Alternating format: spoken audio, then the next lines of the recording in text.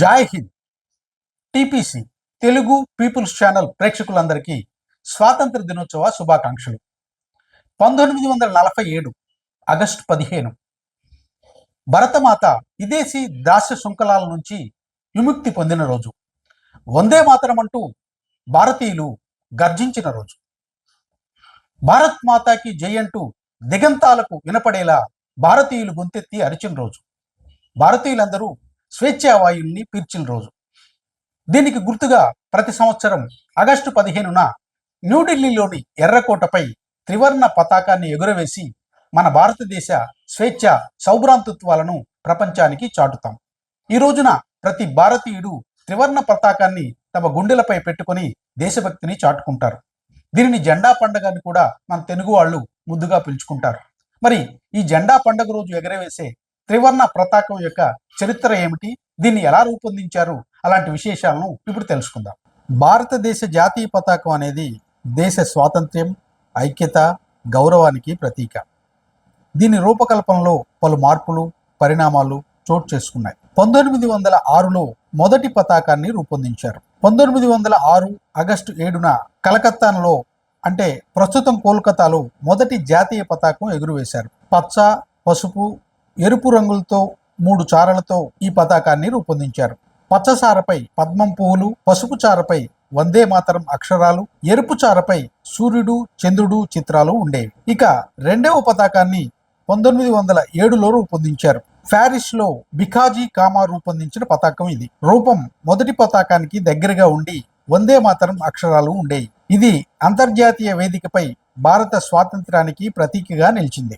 మూడవ పతాకాన్ని 1917లో రూపొందించారు. డాక్టర్ అనీ బీసెంట్ మరియు బాలగంగాధర్ తిలక్ ఈ పతాకాన్ని రూపొందించారు. 5 ఎరుపు, 4 ఆకుపచ్చ చారలతో ఎడమ పై భాగంలో మూలలో యూనియన్ జాక్, 8 త్రికోణ నక్షత్రాలతో ఈ పతాకాన్ని రూపొందించారు.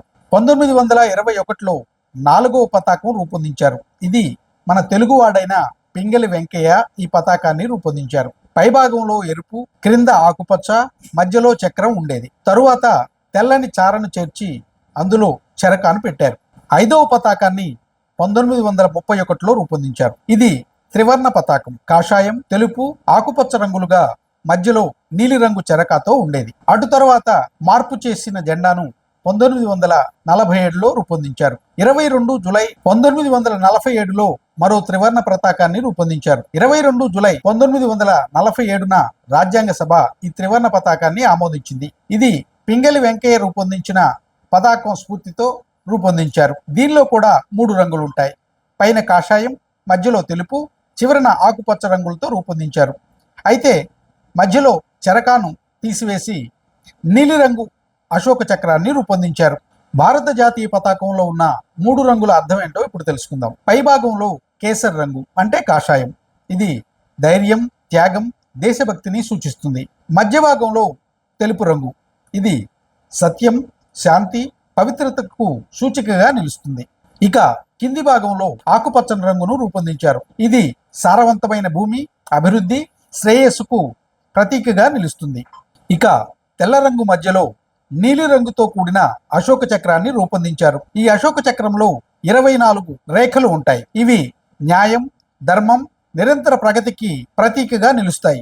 భారత జాతీయ పతాక చట్టం ప్రకారం పతాకాన్ని భారతీయులందరూ గౌరవించాలి. భారత జాతీయ జెండాను నేల మీద పడవేయటం, మలినం అంటించడం లాంటి పనులు చేస్తే శిక్షార్హులు అవుతారు. అదేవిధంగా జాతీయ జెండాకు సమాంతరంగా ఇతర దేశపు జెండాను ఎగురువేయకూడదు. అలా చేసిన వారిని కూడా చట్ట ప్రకారం శిక్షిస్తారు.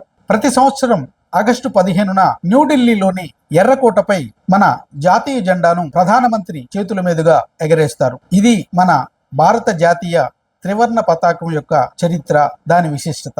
జై హింద్.